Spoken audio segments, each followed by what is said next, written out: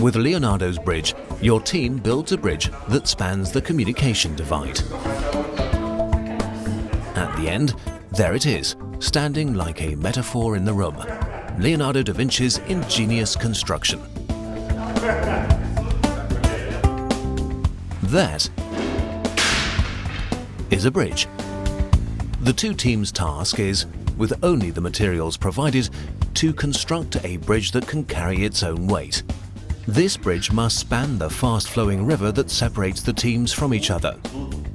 To get the learning project off to an easier start, the trainer can also show the teams a picture of how the bridge's parts are joined together.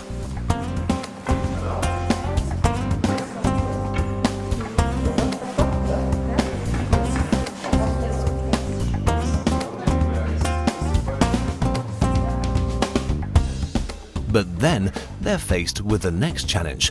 How can the two halves of the bridge be merged into one?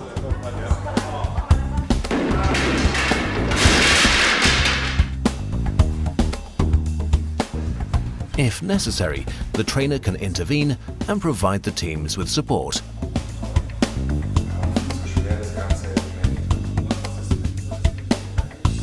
Here, the group is using the model to try and figure out the right solution.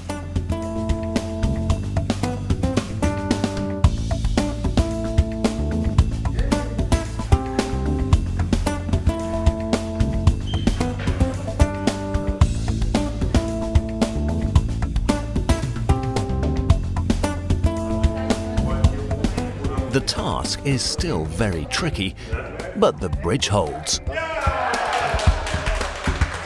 Through teamwork and precise coordination, it stays standing, an ingenious, self-supporting construction.